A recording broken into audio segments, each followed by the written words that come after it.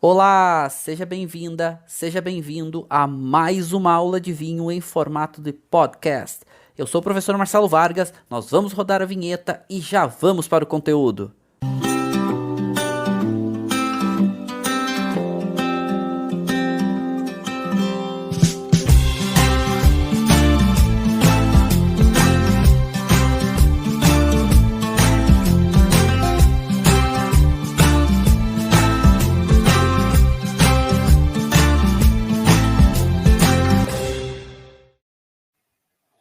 Olá, olá, olá, sejam super bem-vindos para mais uma aula muito especial. Hoje falaremos sobre alguns dos melhores vinhos do mundo, alguns dos melhores vinhos italianos, claro, melhores vinhos italianos e do mundo, que são os vinhos da Lombardia. E eu tô transmitindo essa aula para vocês aqui diretamente da Lombardia, da capital da Lombardia, que é Milão, onde estou fazendo uma imersão muito grande sobre diversas denominações da Lombardia, e eu aluguei um apartamento aqui em Milão exatamente para eu poder ir e voltar mais fácil, pelo Milão tem uma logística muito boa, né?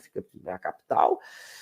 E vou trazer tudo que eu estou vendo de novidade dos vinhos da Lombardia para vocês, explicar um pouco o que é a Lombardia, um pouco do seu perfil, características e tudo mais, para vocês poderem, né, terem a oportunidade aí de conhecer alguns dos melhores vinhos dessa região e conhecer um pouco mais essa região, que ela é um pouco menos conhecida, ela tem um pouco menos de destaque, porque ela acaba perdendo ou ficando um pouco à sombra de regiões que estão aqui. Ela é bem no meio do caminho entre o Piemonte e o Vêneto. Só que a Lombardia, ela tem tanta coisa incrível e também vinhos incríveis, que muitas vezes o vinho passa um pouco despercebido, porque a Lombardia é a capital mundial da moda. Aonde? Milão, que é a capital da Lombardia. Milão é a capital mundial da moda. Milão é a capital mundial do design. E é incrível que a gente vive aqui, né? Quem vive aqui, e aqui é muito inerente, a gente vive aqui uma energia, uma aura muito ligada a isso.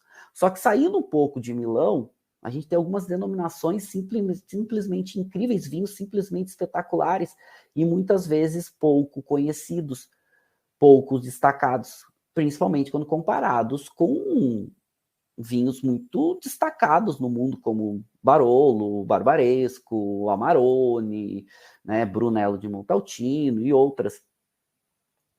Só que, quando a gente começa a entender os vinhos da Lombardia, e eu estudo essa região há muito tempo, a gente fica meio que em dúvidas, como que isso não faz sucesso ainda no Brasil? Vai fazer, tá?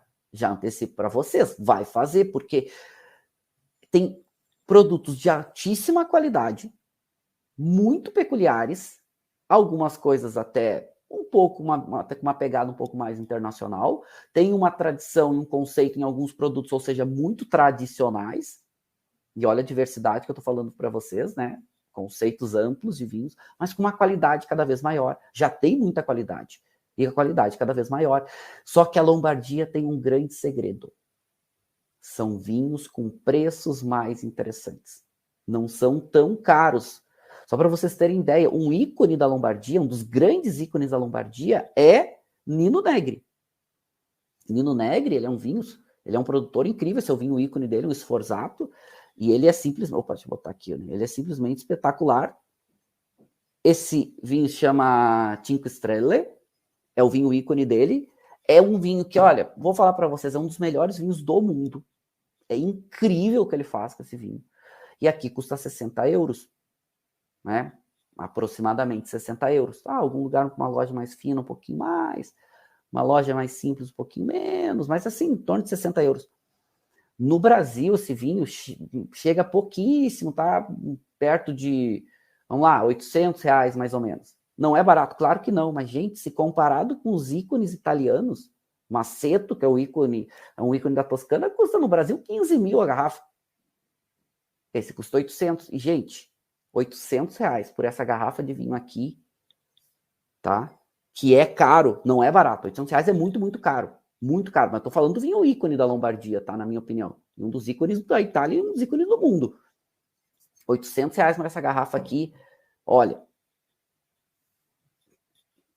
Chile, Argentina, tem que fazer um esforço muito grande para chegar perto, cobrando 5, 6 vezes mais. Então isso é legal, porque se tu compara, por exemplo, esse vinho, o preço dele, né, com Sassicaia. Sassicaia custa 5 mil uma garrafa, né?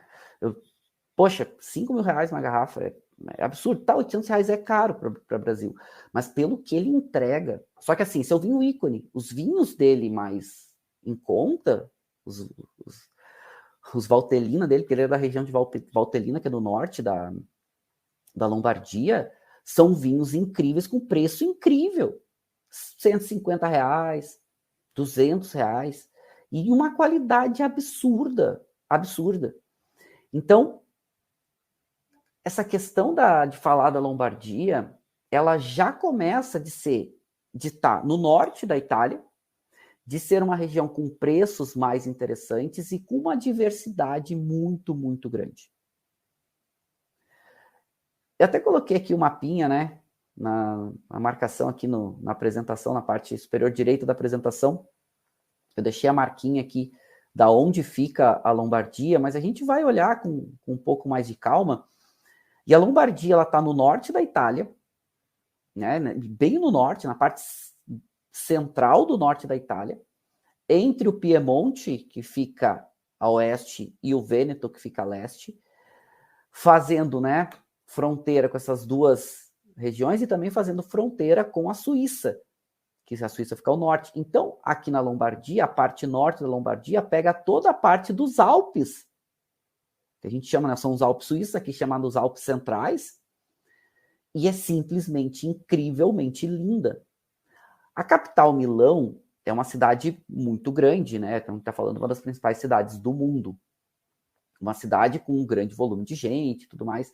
E isso ajuda essa cidade a ser uma cidade muito, muito comercial. Uma cidade muito turística, né? Alguns lugares mais lindos da Itália estão aqui em Milão, né? Alguns dos pontos turísticos mais famosos da Itália estão aqui em Milão, né? Como o Duomo de Milão, a Galeria Vittorio Emanuele, o Teatro della Scala. A gente tem pontos aqui, né? O Castello Sforzato, né? E aqui para vocês darem uma olhada o que é, né, a capital da Lombardia. E é um lugar a se visitar, né, gente? É daqueles lugares que precisa colocar na sua lista de lugares do mundo a se conhecer. A Lombardia é um desses lugares e a capital Milão dentre eles. Aqui é o ponto turístico mais importante, né? A gente está vendo aqui a estátua de Vittorio Emanuele II, de frente para o Duomo de Milão. Aqui à esquerda, a Galeria Vittorio Emanuele II. Aliás, a galeria aqui tem as lojas nessas marcas famosíssimas aqui dentro, e aqui tem os restaurantes onde vocês podem, inclusive, provar os pratos típicos milaneses aqui, né, como o ossobuco de vitello, que eles fazem uma concção lenta e longa, saborosíssimo, o risoto milanese, aliás, esse é o meu prato preferido daqui, né, é o ossobuco com risoto milanese, que é um risoto de açafrão, muito saboroso, são pratos típicos aqui. Então, é uma das principais cidades do mundo hoje e tem uma logística muito boa. O segundo maior e melhor aeroporto da Itália fica aqui em Milão.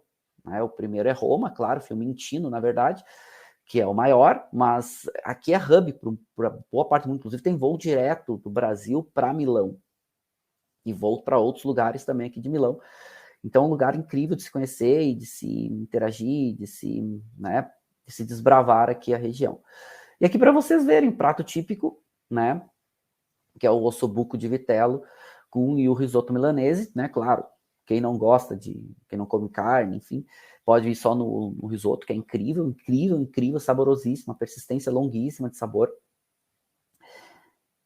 E a gente pensa Milão, né, como a capital da moda, como a capital do design, com uma gastronomia muito rica, capital da Lombardia, mas a capital de muitos vinhos importantes da Lombardia.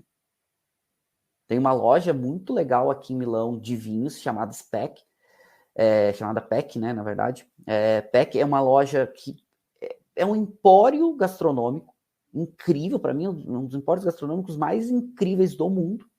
E eu, olha, falaria para vocês que o que eu conheço hoje de empórios gastronômicos no mundo, a PEC é a principal loja, assim, ela é mais incrível de produtos de né, desde os produtos típicos italianos, o forte deles é italianos, massa, queijos, charcutaria, cafés, chocolates. É incrível, tem vários andares esse empório gastronômico. É um empório que existe desde 1883. E no subsolo é uma loja de vinhos incrível. E ali eles têm os principais vinhos italianos, inclusive do mundo, e os principais vinhos, claro, da Lombardia. E a Lombardia tem muitas denominações importantes. E é legal porque, como essa é uma loja muito grande, ela é uma enoteca muito grande, eu percebo mudanças importantes dos vinhos da Lombardia também na Lombardia. Uma vez que tu tem uma região muito turística, é uma região muito bonita, porque ela no norte tem Alpes, literalmente, tem cadeias de montanha, que isso vai também impactar diretamente no perfil dos vinhos de lá, como o caso de Valtellina. Conforme vai vindo para o sul da Lombardia, vai ficando áreas mais planas. E logo, inclusive, né, chega no Rio Po, que é um dos principais rios aqui da Itália. É um rio muito grande, muito importante para a Itália, só que com áreas bem mais planas, com um perfil bem diferente dos vinhos. E a Lombardia, ela tem 5 DOCGs, 21 DOCs e 15 IGPs. Isso também já é uma peculiaridade. Olha a quantidade de denominações. As denominações são as DOCs e as DOCGs, mas também tem uma quantidade grande de indicações geográficas protegidas, né? IGTs ou IGPs, na Itália são sinônimos, né? As IDTs italianas. Então, 15, então tem bastante, mas tem muitas áreas com denominações, muitas áreas demarcadas, onde, claro, o destaque, a relevância dos vinhos se torna maior, se torna mais importante, se torna, né, muito mais impactante quando tu tem um vinho vindo de uma DOC ou de uma DOCG. E claro que o topo da pirâmide são as DOCGs. Eu vou falar sobre algumas delas, das mais importantes. Eu vou falar antes um pouco sobre o perfil macro das influências geográficas, suas características. Vou passar um pouquinho sobre alguns pontos relevantes e produtores relevantes, claro. Mas antes, destacar para vocês que olha como é diferente as principais uvas da Lombardia versus o restante da Itália. Onde a uva de maior volume é a Bonarda, né? Depois a gente vai ter a Pinot Nero, a Chardonnay e a Barbera, né? Croatina tem um embate ali, né? Entre a Croatina, a Vespolina e outras, né? Sobre a questão de que o Bonarda é bem plantado aqui, tá? Ainda tem alguma coisa que se comprovar se é realmente uma dessas variedades, é Bonarda, né? Croatina agora provavelmente já associado a um outro perfil de vinho. Agora um direcionamento talvez a Vespolina seja realmente idêntica à Bonarda, né? Então, há um debate muito grande sobre isso aqui, alguns produtores e alguns, inclusive, comerciantes, algumas lojas de vinhos tratam, né, como mesma uva, algumas já não tratam mais, enfim, mas uma coisa legal que está acontecendo aqui é separar e dizer Bonarda é Bonarda, vamos chamar de Bonarda, que é identificado como Bonarda, não vamos dizer que é um clone de Croatina, e não vamos dizer que é um clone de Vespolina, e não vamos chamar de Bonarda simplesmente assim, tá? A Pinot Nero, a Chardonnay, e aqui a gente também por causa de Franciacorta, a Barbera, com volume também bem significativo, e várias outras castas autóctones, né, italianas, e também várias outras castas internacionais. Então, muito amplo aqui a quantidade de diferentes perfis de vinhos. Denominações mais importantes que a gente vai ver é Franciacorta, é Valtellina, essas duas com certeza são as mais relevantes, com um destaque extra para Franciacorta, mas nós vamos passar por várias denominações relevantes aqui para vocês entenderem, né? Entendeu? O perfil, né? Como tudo se comporta e, claro, o que é mais destacado, o que é mais relevante. Pontos importantes, e aqui vale o destaque. Na Lombardia, primeiro, ela não é uma região com tanto volume de vinho. E vocês vão ver que o volume médio dela está aí mais ou menos na metade, né? Sua produção aí na casa dos aproximadamente aí 2 milhões de litros, né? Então, vai de hectolitro, desculpa, e vai oscilando aí um pouquinho mais, um pouquinho menos, né? Sobe mais, sobe menos, né? O que isso dá em litros, né? Esses 2 milhões de hectolitros a gente converte, vai dar 200 milhões de litros, aí fica mais fácil para vocês entenderem. A Itália, como um todo, produz 5 bilhões de litros, né? 5 bilhões de litros. Então, considerando aí região da Lombardia, 200 milhões, né? É relevante, né? É importante. E mais ou menos metade da produção dos vinhos são brancos, mais ou menos a metade são os tintos. Os tintos ainda é um pouquinho mais, mas mais ou menos meio a meio. Se considerar os rosés aqui também entram nessa paridade de tintos e rosés, porque aqui entra muita questão das variedades, né? Das uvas viníferas, e aí a gente tem um pouquinho mais de uvas tintas do que uvas brancas em produção, mas é muito próximo. E isso também vai muito em direção a essa questão dessa capacidade, dessa diversidade que eles têm. Mostra um pouco já dessa diversidade. Essa diversidade, então, em estilos de vinho, mas também em características, mas também influência de terroir e também, inclusive, nas próprias castas, né? Muitas castas autóctones, muitas castas internacionais. Muita, a gente já passou por algumas, né? Aliás, até vi que tinha uma pergunta acho que foi do Felipe, perguntando a questão de Franciacorta, é Pinot Nero com Chardonnay. Sim, Felipe, é Pinot Nero com Chardonnay. A gente vai ver daqui a pouco um pouco mais de atenção, e por isso também é tão plantado Pinot Nero e Chardonnay aqui. Pinot Nero é a Pinot Noir, tá, gente? O italiano chama de Pinot Nero. O francês chama de Pinot Noir. Ela é de origem francesa, acaba ganhando o nome internacional francês. Mas é a mesma uva. Ok? Eu vou trazer mais algumas interações de vocês. Eu já vou parar para a gente fazer abrir para algumas perguntas aqui. Vocês podem ir usando o chat, aproveitando, trazendo as perguntas, as interações, tudo mais no chat. A gente está acompanhando vocês aqui o tempo inteiro, tá? Então, fiquem à vontade para trazerem aí as interações de vocês, comentários e tudo mais. Então, tô acompanhando vocês aqui o tempo inteiro e daqui a pouco a gente já vai fazer uma pausa aqui para algumas interações, certo? Bom, aqui alguns dados só para a gente começar a organizar a Lombardia, né? Nessa parte de perfil dos seus vinhos. Diversidade de terroir muito grande. A gente hoje já encontra, e aqui, esse dado aqui, ele não é o dado de percentual das uvas em produção como era o anterior, mas o direcionamento para vinhos, ou seja, o percentual do perfil dos vinhos que a gente encontra no mercado. Então, vocês podem ver que o maior volume hoje vai para o corte entre Chardonnay e Pinot Nero, que é principalmente para Franciacorta, né? Que é o espumante, é uma denominação exclusivamente para espumante método tradicional, aonde as uvas principais são Pinot Noir, chamado na Itália de Pinot Nero, e Chardonnay. Depois a Nebbiolo, a gente vai ver que é a área de Valtellina, super importante. Isso aqui, então, os vinhos, né? Que predomina nos vinhos. Aí Chardonnay, que tem aparecido muito, isso também é uma das novidades aqui, a gente tem visto muito Chardonnay aparecendo vinificado tranquilo, já tinha esses Chardonnays nesse perfil, mas agora uma quantidade maior. Inclusive os vinhos de Curta Franca chamando atenção em qualidade, né, em quantidade, cada vez mais destacado. A Pinot Noir, que eu falei para vocês, né, fiquem atentos, os vinhos de Pinot cada vez mais destacados, lembrando que aqui se chama Pinot Nero. E a Verdicchio, que para mim é a melhor uva branca italiana. Famosíssima na região Marche pelos Verdicchios de Matelica e Verdicchio dei Casteldiese.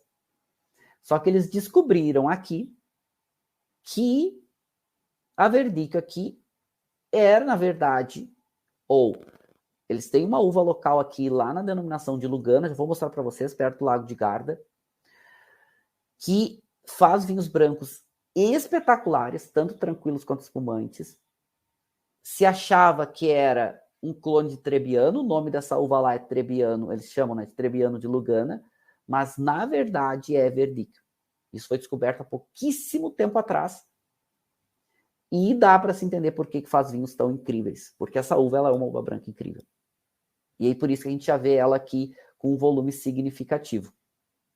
Faz vinhos simplesmente incríveis. A altitude vai variar. Quanto mais para o norte da Lombardia, mais alto. Vamos lembrar dos Alpes. Estava fazendo fronteira ali, uma parte dos Alpes suíços começam na Lombardia, literalmente, né, os Alpes Centrais. Então, no norte tem mais altitude. Na parte, conforme vai vindo para o sul da Lombardia, vai ficando um pouco mais plano. E o que gera muito essa diversidade na Lombardia são esses muitos diferentes microclimas. Esses muito diferentes perfis de influências de terroir, que vai gerar perfis muito diferentes nos vinhos, dependendo da área aonde vem. Mas, gente, é muito diferente. É muito amplo. A Lombardia tem uma quantidade muito grande, a gente viu, de denominações, mas também de diferentes estilos de vinho. Então, a gente encontra coisas incríveis aqui, desde o Sforzato Valtellino tinto mais potente da região toda, até os Pinoneros tintos delicados, aos espumantes método tradicional de Franciacorta, com muito peso, as castas internacionais plantadas tanto na região do Lago de Garda, quanto nas regiões de Outrepot, né? Outrepot, que também tem feito muito sucesso. Curte Franca são principalmente, né, Chardonnay e Pinot Noir vinificados em vinhos tranquilos, também na região de Franciacorta, só que Franciacorta é a denominação para vinhos espumantes. Curte Franca é para vinhos tranquilos, com Chardonnay e ou Pinot.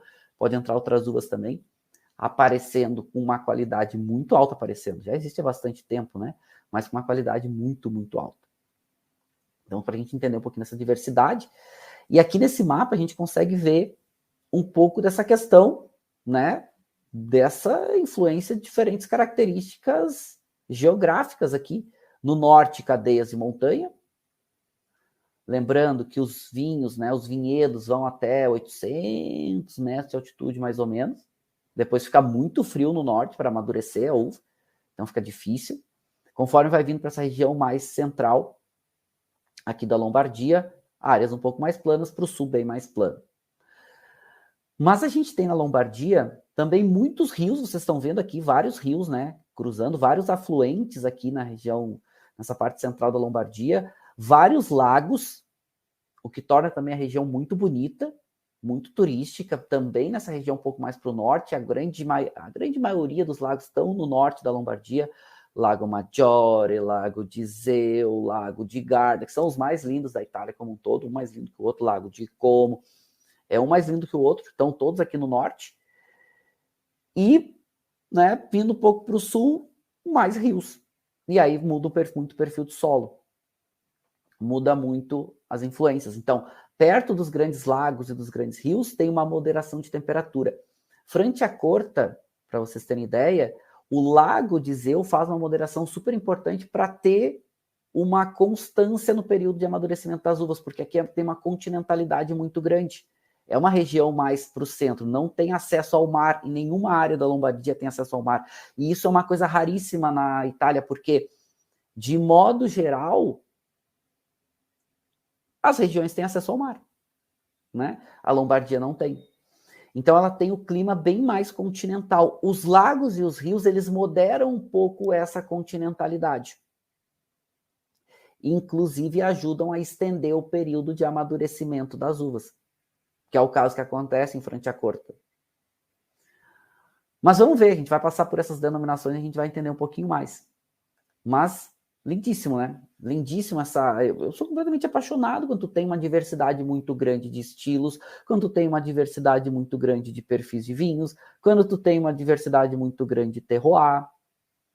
Isso, para mim, é extremamente encantador, porque a quantidade de alternativas de diferentes vinhos, né, de diferentes estilos, mas também diferentes perfis, diferentes... até... Eu vou fazer um comentário com vocês, que ele é um comentário ainda em pesquisa, tá? Ele ainda não tem a conclusão, por isso que eu estou aqui, né, entendendo o que está acontecendo hoje nos vinhos da Lombardia. Mas eu estou para dizer para vocês que das regiões italianas, da média de qualidade, a Lombardia é uma que tem a qualidade média dos vinhos mais alta. Tem muitos vinhos bons. E como eu falei para vocês, por ter um pouco menos de destaque, eles não são tão caros quanto outros vinhos italianos, né? Eles não são tão caros assim. E isso eu considero bem positivo. E a qualidade está subindo ainda mais. Que isso é o que o mundo quer, né? A grande busca do mundo é exatamente essa, do mundo do vinho como um todo, tanto o mercado quanto o produtor, é subir a qualidade média, a gente tomar melhores vinhos pagando menos. E a qualidade média da Lombardia, ela é alta. Ela é alta. Não é que não tenha vinho barato, mais simplinho, que não tenha vinho um pouco menos característico, e até alguns vinhos mais simples, até menos interessantes. Tem. Mas tem na Itália inteira. Só que aqui tem um pouco menos. Um pouco menos. E aqui dividido a região em indicações geográficas e vinhos sem indicação, vocês vão ver que pouquíssimo da Lombardia é feito vinho genérico. É feito vinho, o antigo vinho da tábula, né? Hoje chamado só vinho de Itália. A maior parte dos vinhos da Lombardia são vinhos de denominação de origem, DOC ou DOCG. Uma parte interessante em vinhos de indicação geográfica, os IGPs ou IGTs, mas a maior parte como vinhos de denominação. E isso é extremamente relevante também. Porque as denominações na Itália, vamos lembrar, né? Denominações na Itália não são sinônimos de qualidade, mas são um direcionamento. As DOCGs, que são regras mais rígidas, né? Controle de elaboração muito mais detalhado, um disciplinar com muito mais regras, dá um direcionamento de estilo de vinho. Já as DOCs italianas vão ter um direcionamento para uma área geográfica e algumas regras de elaboração. As DOCGs vão já ter a regra do direcionamento do estilo de vinho também. E isso é bem interessante. Não é que algumas DOCs não tenham esse direcionamento para estilo, muitas têm também. Mas as DOCs ainda, muitas ainda um pouquinho mais amplas. Eu trouxe aqui para vocês no material todas as DOCs e as DOCGs. Vou passar por elas aqui daqui a pouco, da Lombardia. Certo? Tá, antes da gente entrar nas denominações, vamos dar uma olhada aqui em algumas perguntas de vocês e algumas questões interessantes que vocês tenham trazido aqui.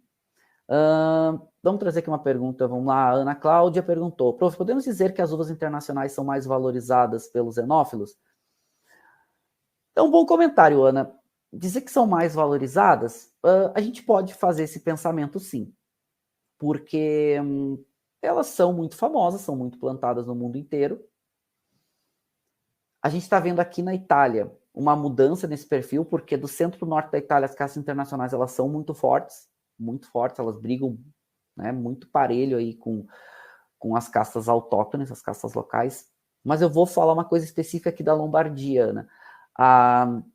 Eles estão fazendo um trabalho aqui muito forte de valorização das uvas autóctones, das uvas locais. A gente vê uvas internacionais, muitas denominações são famosas por uvas internacionais, inclusive aqui, mas eles têm feito um trabalho de direcionamento, de melhoria e de avanço para as castas internacionais. E hoje, muito que a gente tem visto aqui já é um reconhecimento disso. Que eu considero bem importante. Né? Bem importante porque casta autóctone é o que tu tem. Né? Casta autóctone é o que tu tem à tua disposição, é o que, né, é o que fica muito mais associado ao local e muito também intrínseco ao conceito de terroir. Né? Por exemplo, falar de Nebbiolo para Barolo e para Barbaresco, a gente, nos dá um direcionamento para o estilo dos vinhos, dá um direcionamento para o que a gente espera desses vinhos, pela regra de elaboração. Tu pensa em Nebbiolo para Valtellina, é um perfil um pouco diferente. Por mais que não seja Nebbiolo, Barbaresco e Barbaresco, Barolo e Barbaresco, são 100% Nebbiolo. Valtellina é 90%, a regra. Muitos produtores fazem 100%. Mas um Barbaresco é um pouco mais leve que Barolo, mas é tânico, é ácido, né? É encorpado. Valtellina tem um pouco mais de sabor, Valtellina tem um pouco mais de frescor do que Barolo e Barbaresco normalmente. é uma área um pouco mais altitude, né, inclinação, exposição sul, uma área um pouco mais a norte, é mais fresco, tem continentalidade, tem maturação longa, então faz nebiolo diferente. É peculiar, é muito único de Valtellina o seu vinho, o seu Nebbiolo de Valtellina. Né? É difícil de comparar com Barolo e com Barbaresco, mas é a mesma uva, por exemplo. Pessoal falando vários comentários bem legais aqui, várias perguntas bem bacanas. A questão da... legal, elogiando a aula, a gente fazer aula aqui direto da Itália também, né? É um desafio, né? A gente sempre fazer uma aula de fora, mas eu tô aqui, acho que seria muito rico, vou fazer uma aula daqui para vocês também, né, poderem acompanhar, entender um pouquinho dessas mudanças que eles têm trazido aqui, né, que tem acontecido, né. Vocês perguntando a questão da questão das uvas autóctones, né, sim. Eu não estou dizendo que é errado as castas internacionais, e nem que não é certo, e nem que é pior, não é isso, são diferentes. Agora, é muito mais tradicional que é local, né, é local. Eu gosto, claro, eu provo as casas internacionais, vou atrás das internacionais, entendo o que o mercado está fazendo, mas se a gente comparar com 5 anos atrás, mais ou menos, ou até 5 anos atrás, um pouquinho, né, 4 anos atrás, as casas internacionais na Itália era a grande onda. Muitos produtores se questionando se iam plantar casas internacionais, ou convertendo vinhedos, ou focando no internacional, porque era o que estava vendendo para o mundo. Agora não. Agora eles já com uma conscientização maior de que eles podem fazer coisas incríveis, muito peculiares e muito do que é deles. Né? Fernando, os produtores da Lombardia já usam outras formas de vinificação além do carvalho e do aço inox? Usam. Eu até vou falar isso depois para vocês. Usam, tá? Usam alguma coisa de ânfora, usam alguma coisa daqueles... É praticamente um tanque de mármore, praticamente um tanque, porque é o meio do caminho entre uma ânfora de barro, não é ânfora, mas quase tem um formato de uma ânfora, feito com mármore, né? Quase meio do caminho, como quase alguns com formato até de uma talha, né? Usam bastante. E eles usam aqui também bastante cimento. Tá? E agora cimento já mais moderno, com novas tecnologias, enfim, então cimento já inerte, né? Com aplicação de resina interno, né? Então, bem legal, assim, diferentes técnicas de vinificação, e tem cantinas aqui com tecnologias altíssimas, assim, com uma qualidade muito alta no que produzem como um todo. Né? Vocês perguntando a questão das uvas, a questão das castas, um pouquinho do perfil, eu vou falar agora nas denominações, um pouco do perfil.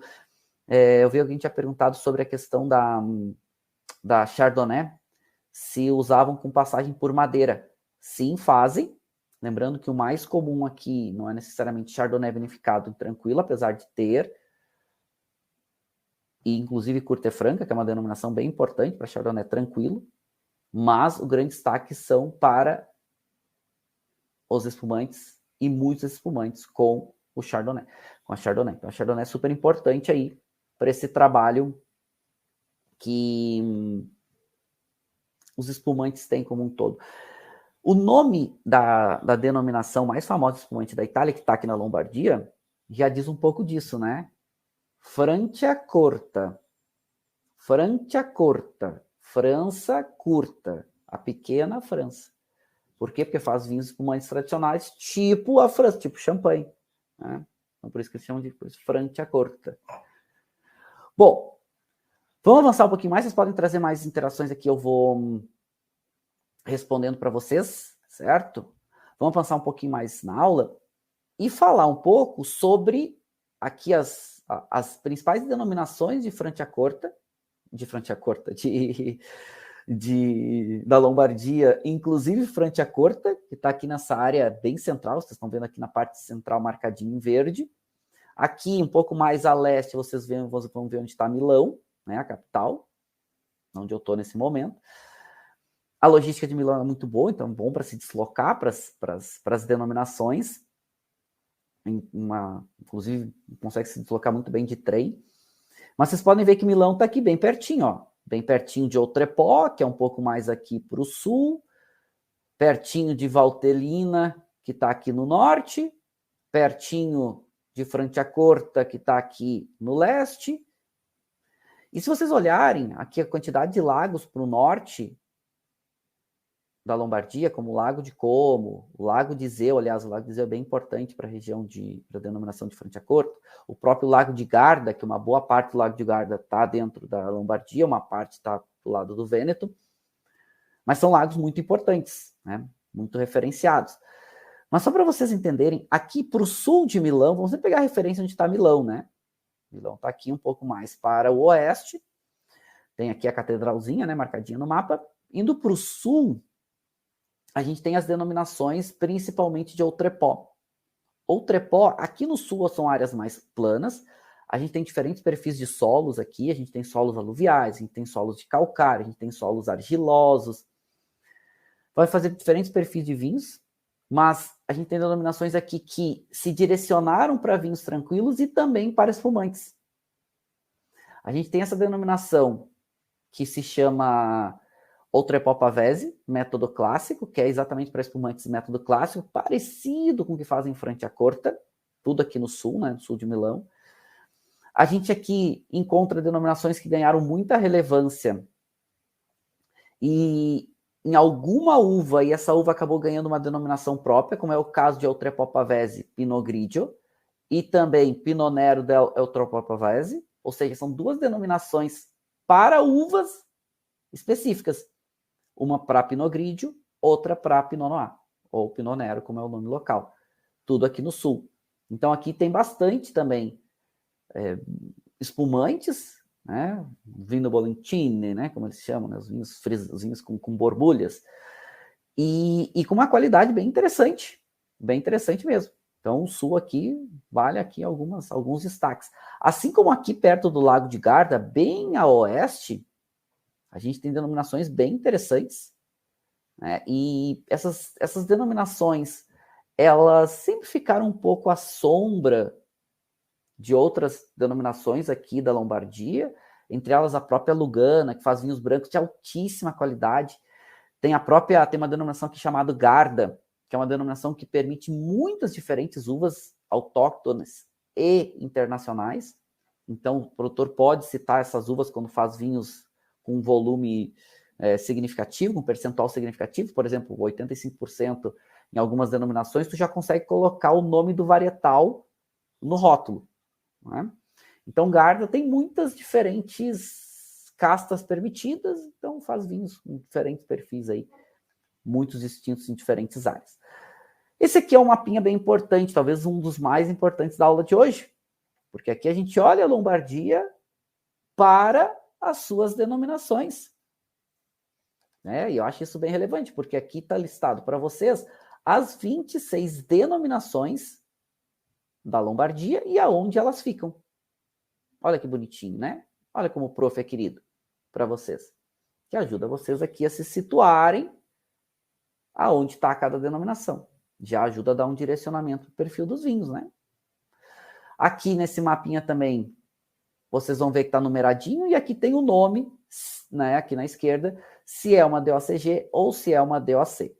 E o que importa para a gente aqui são as DOCs e as DOCGs. Tá? Então vocês já conseguem ver aqui esses diferentes perfis, né, essas diferentes influências de terroir, mas principalmente aonde estão demarcadas. Por quê? Porque o terroir, de acordo com o lugar, se está perto de um lago, se está mais para o norte, se está mais para o sul, vai ter uma macro-influência importante e diferente. Mas vamos lá, né? Vamos olhar algumas delas. Eu botei no mapinha que vocês podem ver no canto superior direito, ó, o mapinha da Itália, onde está lá a Lombardia, né, na parte central, lá no norte da Itália, no centro, nessa parte central do norte. Né? Mas vamos olhar algumas dessas outras denominações que são importantes. E aqui outro material extremamente valioso para vocês, riquíssimo, riquíssimo, riquíssimo, que é aquelas denominações que a gente viu antes, todas elas aqui listadas pelo estilo de vinho e as principais variedades. Olha como é bonito, né? Olha como o prof é querido. Por exemplo, olha o que vocês estão vendo aqui. Vocês estão vendo Franciacorta. O que diz primeiro? A primeira DOCG ali listada. Franciacorta, somente espumantes, Chardonnay e ou Pinot Nero, e é permitido Pinot Bianco, mas no máximo 50% pode entrar de Pinot Bianco. Já vamos dar uma olhadinha, né, com um pouco mais de atenção nessa denominação, porque ela merece. Mas aí vocês podem ver, ó, por exemplo, ó, o Trepó que eu falei para vocês, lá no sul, né, ao sul de Milão, bem próximo à região do lago do Rio Pó, somente, então, o Trepó Pavese método clássico, somente para espumante, e aqui está dando a regra, ó, mínimo 70% Pinot Nero, é permitido Chardonnay, Pinot Gris e Pinot Bianco, ou seja, mínimo 70%. Então a gente sabe que os espumantes ou Trepó Pavese, método clássico, que é uma DOCG italiana, e aí se vocês têm dúvida, o que vocês fazem? Volta naquele mapinha anterior e vê onde é que está escrito o Trepó Pavese, vai olhar o nomezinho lá, ó, marcaçãozinha número 2, vai lá no mapinha, ou seja, tem uma área, então aqui, ó, estão vendo que uma marcaçãozinha 2, que no sul é a área onde essa DOCG está, né, situada. Então, espumante, método clássico também. E aí então, eu coloquei aqui no material para vocês todas as denominações, ou seja, as 5 DOCGs e as 21 DOCs, listadinha para vocês. Tá? Então, se vocês passarem aqui, ó, aí vocês vão ver todas elas. Porque isso dá uma facilitada na vida de vocês. Como assim? Porque já dá um direcionamento para o estilo de vinho, né? Claro que vocês vão ver que tem muitas denominações aqui que ela permite muitos diferentes estilos de vinho. Isso é normal. Né? Pega a Garda aqui, por exemplo. Vocês vão ver que Garda permite vinho branco, vinho espumante, vinho rosé, né? Vinho tinto. Diz aqui quais são as regras, as uvas principais de elaboração, mas vocês vão ver que ela é bem ampla. Percebam que eu digo para vocês como as DOCGs elas dão um direcionamento para estilo. Percebam aqui as DOCGs, as 5 DOCGs que estão aqui no topo da planilha, percebam como elas são bem mais restritas no estilo de vinho. Né? Se vocês olharem aqui, está dizendo, a Franciacorta, somente espumante. Ou Trepó Pavese, método clássico, somente espumante. Né? Depois entra o Moscato Descanso, somente vinho tinto. Depois entra Valtellina, somente vinho tinto. Valtellina Superiore, somente vinho tinto. Sforzato Valtellina, somente vinho tinto.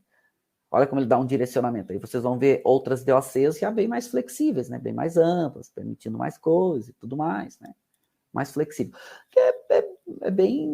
Essa proposta, ela é assim, né? É exatamente a DOC na Itália, ela, claro, que o produtor pode fazer vinhos dentro de uma DOC incríveis, como pode fazer vinhos incríveis na Itália dentro de uma IGT, como pode fazer vinhos incríveis na Itália sem denominação.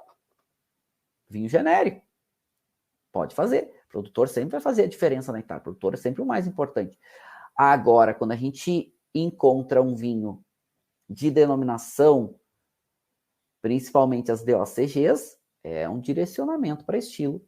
Não é sinônimo de qualidade. Agora, claro, regras mais rígidas tornam o vinho necessariamente um pouco mais caro. E vamos falar da Lombardia e vamos falar de Valtellina, né? Se estamos falando dessa queridíssima região, temos que falar dessa queridíssima denominação. Porque ela é simplesmente incrível. Ela é simplesmente espetacular. Olha esse cenário. Olha o que é isso. Gente, aqui já é os Alpes. Já está começando a cadeia dos Alpes. Né? E aí vocês veem um grande vale lá no fundo, onde é o Vale de Valtellina. Vocês veem esses vinhedos todos aqui com exposição sul, por isso que consegue amadurecer bem, com altitude, todos em relevo, que são simplesmente incríveis, incríveis, que é Valtellina. Valtellina, olha, estão aí para dizer que está nas top regiões italianas, nas principais no sentido de qualidade e prestígio. Um pouco menos no Brasil, são poucos produtores, porque vocês estão vendo que produzir aqui é muito complicado, é muito difícil. Então, são poucos produtores se comparado com outras regiões italianas, com outras denominações italianas, mas com a qualidade, meninos e meninas, e com uma peculiaridade. A uva principal aqui é a querida Nebbiolo. E a Nebbiolo com perfis diferentes. com perfis de diferentes características, muito mais fresca.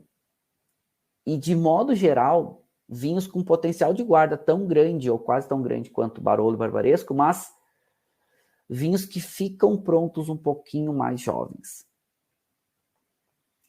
E é uma peculiaridade que me chama muito a atenção. Não tem como não dar um grande destaque aqui para o famoso Sforzato de Valtellina.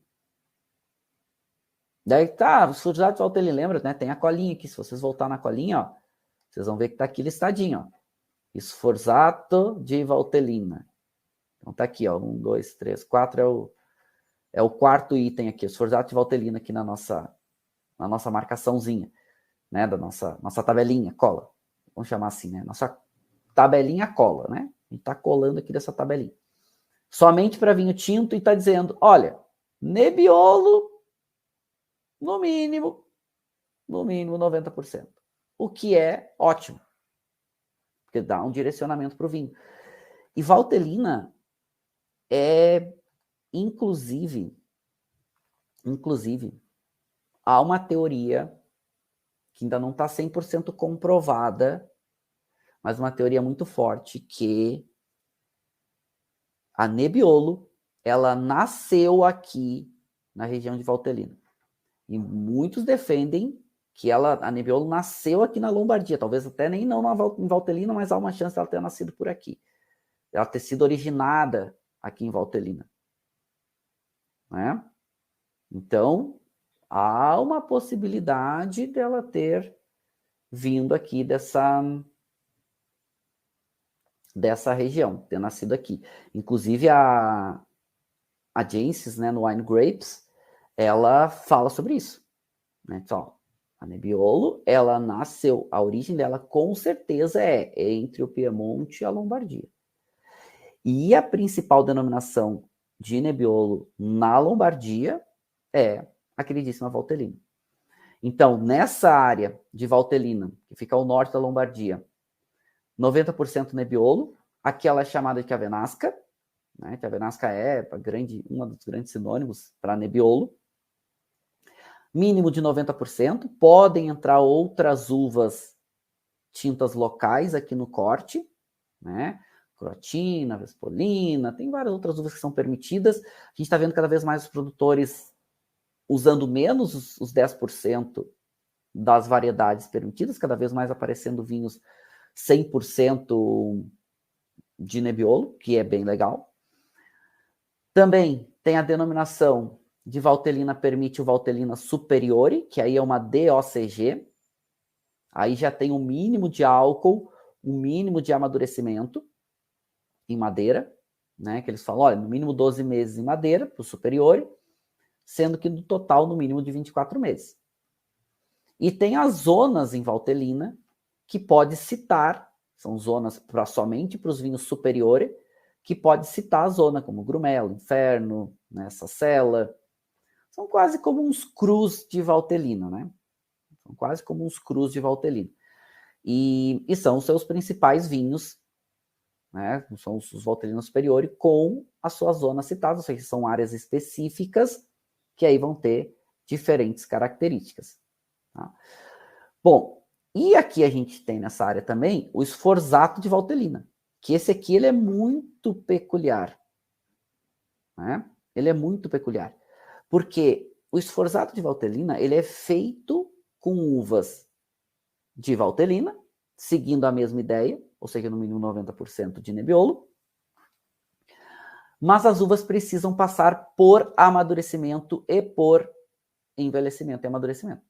Ou amadurecimento e envelhecimento. Primeiro, apacimento. Colhe-se a uva madura e precisa deixar ela pacificar. Ela dá uma desidratada. Fora da videira. Senão ela segue o ciclo vegetativo, segue amadurecendo, segue pacificando lá, mas vai perder acidez, vai perder características, né? O vinho vai ganhar muito mais açúcar. Quando tu colhe a uva, tu vai deixar ela desidratar, tu vai deixar a uva dar uma secada. Ela vai desidratando, o que vai acontecer? Ela está perdendo água. Mas ela fica concentrando todos os outros elementos que não evaporam. concentra tanino, concentra um pouco mais de cor, concentra sabor, concentra açúcar, porque tu tem menos líquido, concentra acidez. O vinho vai ficar muito intenso. A Amarone é feito assim, só que com uma uva local lá em Valpolicella. Aqui é feito com uma uva local, aqui que é a Nebbiolo. Lá em Amarone ficam-se lá de 2 a 4 meses. Aqui fica um pouco menos de apacimento. Tem alguns produtores até que deixam tempo mais estendido, mas aqui fica um pouco menos de tempo, depende de cada produtor, porque eles têm ali o mínimo alcoólico que eles têm que ter no vinho, né? Normalmente passa, porque a uva vai desidratar, porque o mínimo alcoólico, porque o mínimo alcoólico garante um pouco do teu perfil de amadurecimento e teu perfil de apacimento, né? Então, é uma região fria, é uma região em costa, né? Tá quase lá nos Alpes, então a uva vai amadurecendo um pouco mais lenta e longamente. Tem exposição sul, então facilita muito, né? Receber sol, receber calor. O Sforzato, gente, e foi o vinho que eu escolhi para degustar com vocês hoje, porque é um vinho com perfil muito diferente. Ele é muito peculiar. Ele é muito distinto, assim, né? Ele é muito único. Vamos voltar aqui e mostrar um pouco de Valtellina. E eu escolhi para vocês hoje o que para mim é um dos grandes vinhos italianos, né? Esse produtor chamado Nino Negri. Não estou conseguindo mostrar, não consigo dar tanto foco aqui para vocês, essa câmera, né? Mas ele é um Sforzato de Valtellina, se vocês olharem aqui atrás. Vou mostrar aqui, ó. Aqui embaixo vai estar escrito, ó. Aqui, vamos ver se mais pertinho ele consegue melhorar esse foco. Eu não estou conseguindo, mas tudo bem. Aqui, ó, vocês vão ver que tem Sforzato Valtellina. Daí, ó, DOCG, né? Denominação de origem de controlata garantita. 2018. Aqui, ó, 2018. Então, é um vinho que demora 2 anos mínimo para ir para o mercado. Essa safra atual, então ela acabou de ir para o mercado do Nino Negri. Vocês podem ver como faz apacimento, 16% de álcool, aqui, ó, vamos ver aqui, né, ó. Olha aqui quanto álcool, é álcool para dar e vender aqui, porque faz o apacimento. Agora, o que acontece? Vai fazer um vinho concentrado e vai fazer um vinho caro, porque o volume de produção é bem pequeno. É um volume pequeno, não tem jeito. Tu vai perder muita água, então tu vai ter menos vinho no final das contas. Só que vai ficar mais concentrado. E esse vinho é feito com Nebbiolo, onde ele tem uma intensidade de cor, é uma intensidade média menos, quase chegando em média, acaba concentrando um pouquinho mais. Você pode ver aqui embaixo, né, quando a gente tem um pouquinho mais de reflexo, não tem tanto, ó, aqui dá para vocês verem, ó. Vocês conseguem ver meu dedo lá atrás, ó. Né? Mas não tem tanta intensidade, mas é um vinho, claro, é um vinho tinto, feito de Nebbiolo, né, gente? Então, é muito peculiar. É muito peculiar. E eu vou degustar com vocês, porque é um Valtellina, é um Sforzato de Valtellina, e que para mim é um privilégio sempre que eu posso provar esse vinho especificamente. Né? Mas todos os vinhos do Nino Negri, tem um outro produtor que é muito bom, tem alguns produtores muito bons, né? Mas Arpepe é outro clássico. Eu acho que o Nino Negri e o Arpepe, eles são as grandes referências da região de Valtellina e com um direcionamento diferente, né? O Nino Negri, tradicionalista, fazendo vinhos naquele conceito mais raiz, enquanto Arpepe muito mais disruptivo, um pouco mais moderno, mas vinhos incríveis, os dois vinhos simplesmente fantásticos. Mas vamos lá, vamos pro nariz.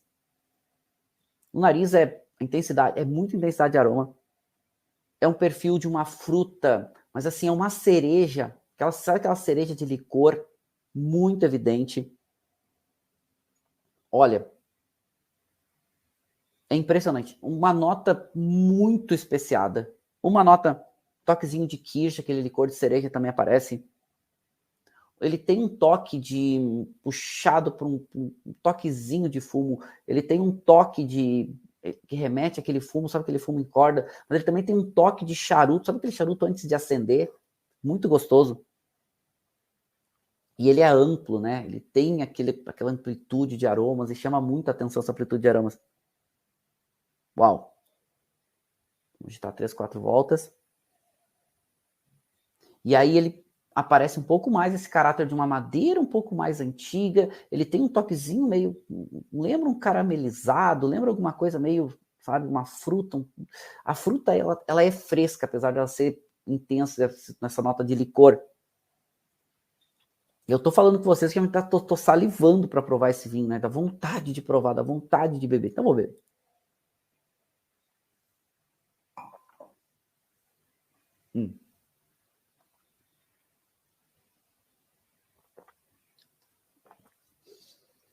É tudo muito.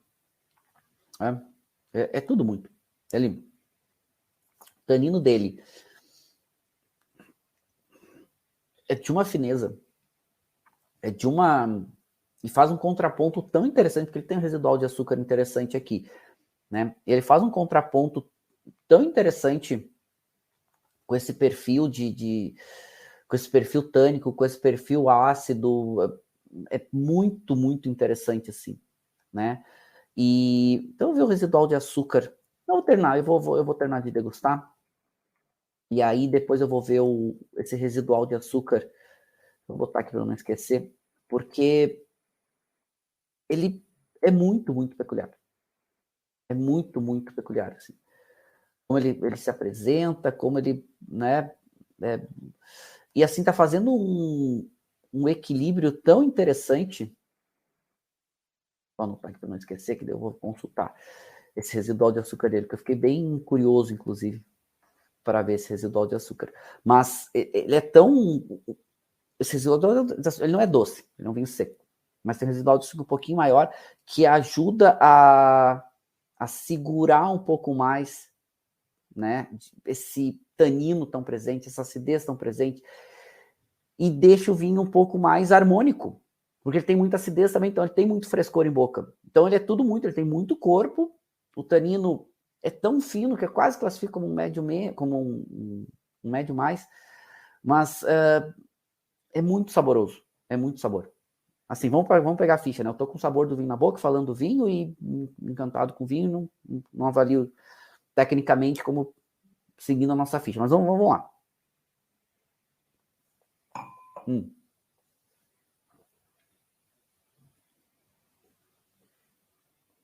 Muito corpo, esse açúcar, o residual do açúcar, ele é seco, mas ele parece um pouquinho, não incomoda nadíssimo, nada. Muita acidez, muita acidez, muita acidez, muito corpo, muito sabor, persistência de sabor. Tô falando com vocês e tô com o sabor do vinho na boca. Tô falando com vocês, tô com o sabor do vinho na boca. Ele ainda é muito primário, um pouco secundário, ele passa mais ou menos uns 2 anos aí em madeira. E eu sei que para esse vinho, no Negro, ele usa normalmente barrica francesa, né?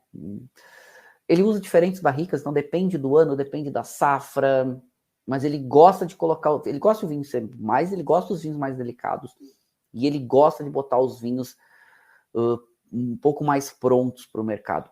Esse vinho tem um potencial de guarda muito grande, mas ele já é uma delícia de tomar agora, 2018. Um vinho que recém está indo para o mercado. E ele é simplesmente delicioso. Delicioso. Esse vinho para harmonizar, mas esse vinho dá até para fazer aquilo que a gente chama de vinho de meditação, né? Ler um livro, tomando ele devagar, porque ele tem 16% de álcool, ou seja, né? É muito alcoólico, muito álcool, mas o álcool não cansa, o tanino não cansa, o residualzinho de açúcar não cansa, porque tem muita acidez e muito sabor. Então isso tudo dá uma integração, porque os elementos estão bem integrados, mas dá um equilíbrio muito grande no contexto, no conjunto. O nível de qualidade vem excelente. Não tem como comentar isso, sabe? Ele é... Por isso é a maior referência de Valtellina, junto com a Arpep, né? Mas a Arpep um pouco mais modernista, um pouco mais... Não, deixa eu pegar aqui, eu tô com um apoiozinho aqui do lado, né? Então, só para lembrarem, eu tô fazendo aula hoje aqui direto da Lombardia, né? Direto da capital da Lombardia, Milão, que eu tô revisitando aqui várias regiões, né? Daqui, ou sub-regiões, a gente considera a Lombardia uma grande região, e várias denominações aqui da Lombardia. Por isso eu estou com toda a nossa estrutura aqui de transmissão de aula, né? Estou fazendo aula aqui com vocês, mas, né, o conteúdo é bacana, vale a pena. Estou acompanhando aqui, queria trazer para vocês tudo que está se passando aqui com os vinhos dessa região, que são bem legais, tá? Bom, falamos um pouco de Valtellina, e só para finalizar Valtellina, alguém tinha perguntado, até vou trazer umas perguntas aqui de vocês, sobre essa questão de Valtellina e Barolo e Barbaresco. Valtellina, para mim, é muito mais fresco nos seus vinhos. Muito mais fresco. Os vinhos não são tão duros, mas são vinhos com muito sabor, um perfil de aroma mais fresco, uma acidez ainda mais destacada. Mas são vinhos cheios, né? Também são vinhos gastronômicos. Que é Nebbiolo, né, gente? Lembrar que Nebbiolo é uma uva intensa, ela é uma uva potente. Agora, é incrível o que um bom produtor faz, ou pode fazer com Nebbiolo, né? É simplesmente espetacular. E, bom, muito sabor. Aí, claro, ele é super intenso porque ele é o sforzato, né? Passa por apacimento, e esse residualzinho de açúcar extra é por causa do apacimento também, né? Então, quem não gosta, quem quer um vinho um pouco menos intenso, vai nos Valtellina Superiore, né? Por exemplo, o Arpep tem... Nossa, os vinhos do Arpep são incríveis, assim, os crus do Arpep, né? Inferno, né? Sacela, são vinhos simplesmente, né, incríveis, assim, são espetaculares, assim. São realmente destacados e referenciados. Ok, agora vamos falar, né, um pouco mais para o centro da Lombardia, que é o Lago de Iseo. E o Lago de Iseo tem uma denominação muito importante, que a qual o Lago de Iseo faz uma moderação importante. E essa região se chama Franciacorta. Franciacorta, que na mesma área tem uma outra denominação, sendo que Franciacorta é uma DOCG, e a outra denominação é uma DOC chamada Curte Franca. O que é isso? Franciacorta é para espumantes, Curte Franca para os vinhos tranquilos. Então estão na mesma área, claro. Franciacorta sempre foi muito mais famosa, foi muito mais destacada. Curte Franca ganhando algum destaque, ganhando aí algum prestígio, ganhando aí alguma representação maior internacionalmente. E isso é muito bom. Muito bom mesmo. Ok? Por quê? Porque é um outro estilo, não vai competir com Franciacorta, porque Franciacorta é espumante, método tradicional, inclusive vou falar agora um pouquinho. Já Curte Franca é um estilo mais, né, são vinhos tranquilos e é um estilo mais amplo, porque são vinhos tranquilos. Claro que o destaque ainda são os Chardonnays e os Pinots. Mas vamos falar primeiro de Franciacorta, porque Franciacorta é, né, a grande referência da região. Vamos lá, Franciacorta. O Lago de Iseo, aqui é uma região na Lombardia. A Lombardia lá é continental. Continentalidade faz o seguinte: invernos muito frios, verões muito quentes. Aqui o verão ele é quente. Se não tivesse o Lago de Iseo, aqui não seria um local tão adequado para amadurecer uvas de ciclos precoces, como é o caso de Pinot, aqui chamado de Pinot Nero, ou os Pinots como um todo, né? A Pinot Nero, a Pinot Bianco, a própria Chardonnay, que quando para espumantes tem os, né, colhido um pouco mais cedo. O Lago de Iseo faz uma moderação que permite que o inverno não seja tão frio, ou seja, vai manter um ciclo regular da videira.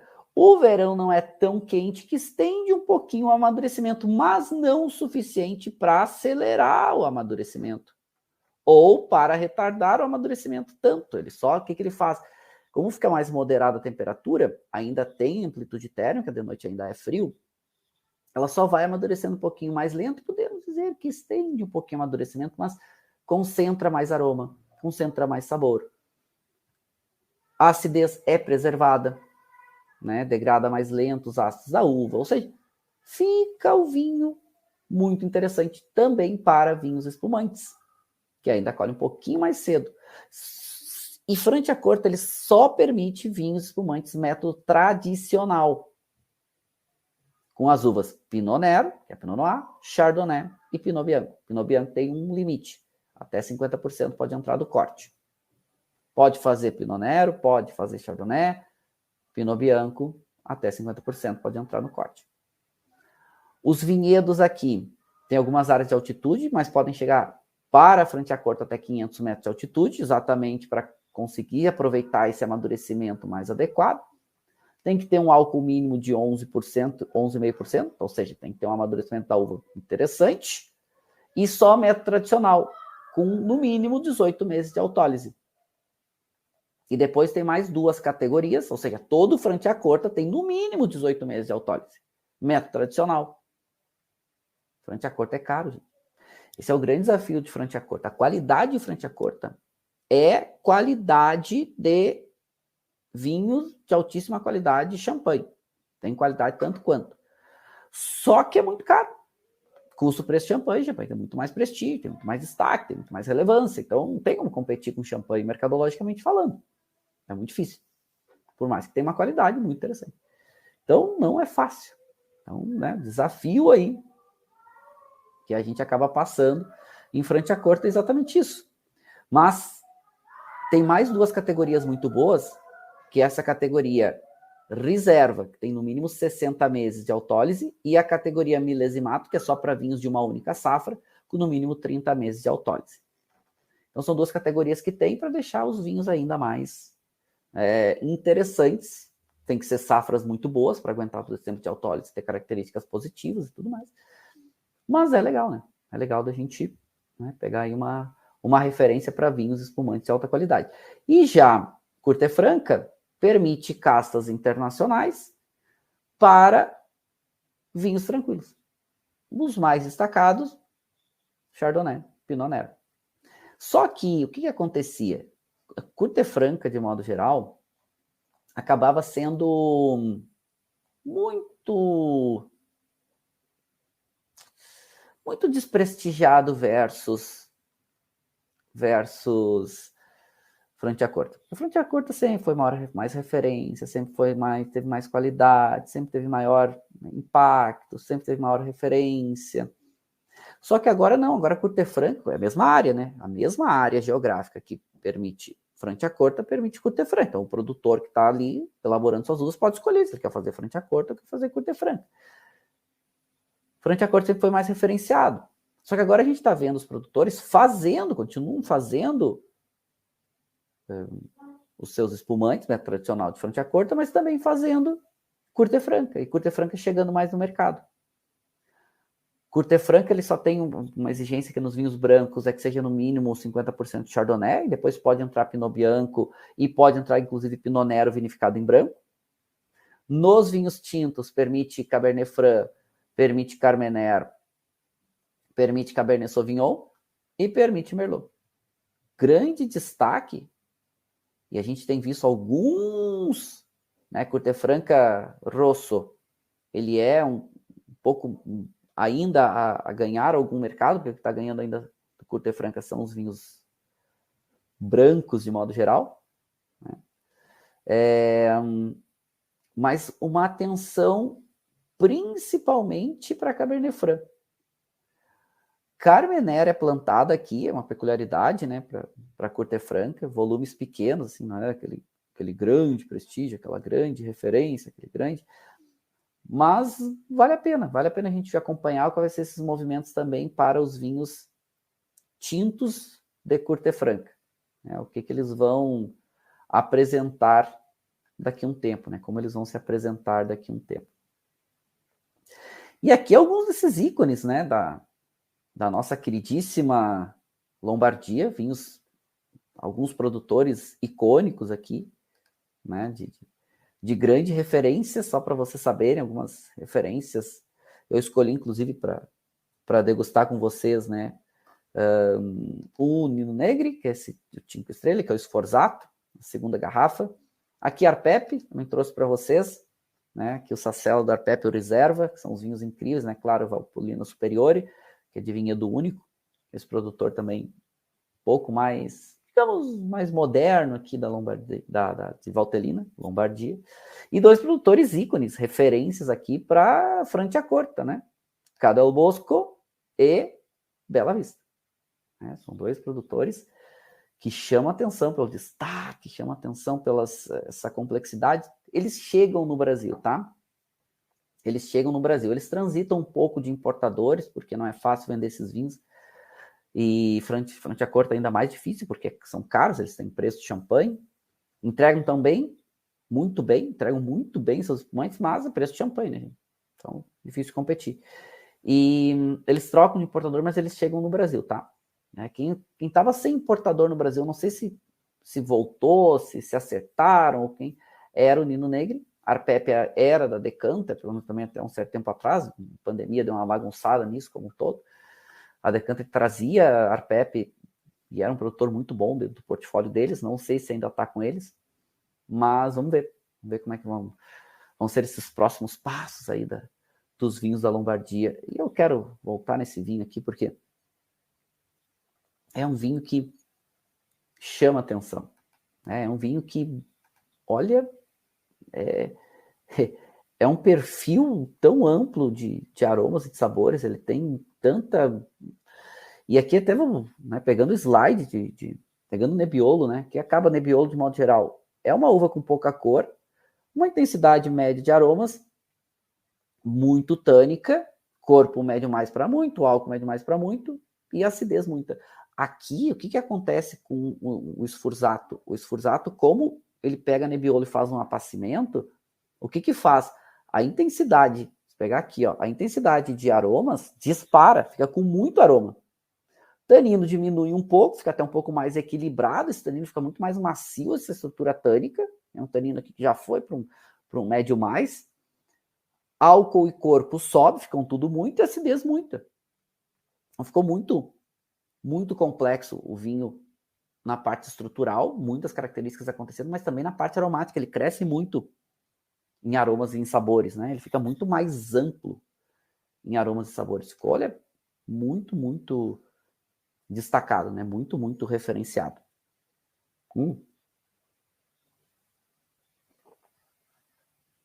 É por isso que é gostoso a gente aprender sobre vinho, né? A gente consegue, né, procurar coisas melhores, procurar coisas diferentes, beber melhor, né? E entender coisas diferentes, que eu acho que isso também é super importante, né? Entender características diferentes. 16% de álcool, né? Falando lá, como vinho para meditação, então, tem que, quem for por esse caminho tem que tomar um pouquinho menos, né? Diz o Luiz, é um vinho intenso, muito forte para mim. Então, vamos para a questão de meditação, tem muita gente que gosta de usar destilados, né? Que tem até mais um teor alcoólico maior. Mas sim, esse vinho aqui tem que tomar cuidado, tá?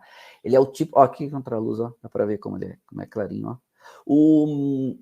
Tem que tomar cuidado, porque a gente vai tomando, daqui a pouco levanta, né? Dá até uma tonteada ali, né? Até sai caminhando em ângulo, né? E então fica um pouco meio, né, meio tontinho ali.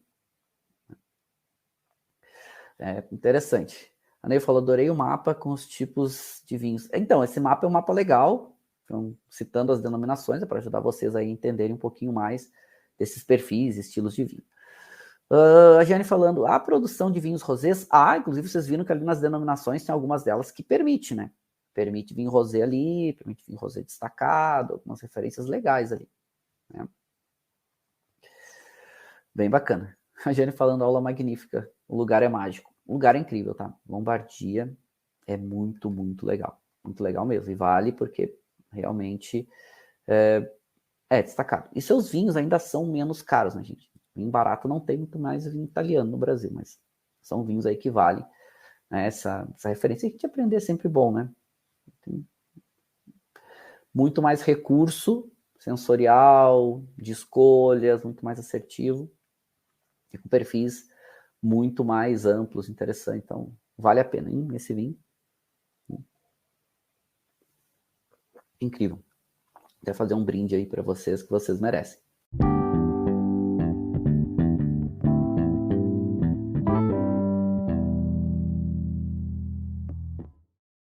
Você acabou de ouvir uma aula de vinhos do professor Marcelo Vargas, em formato de podcast.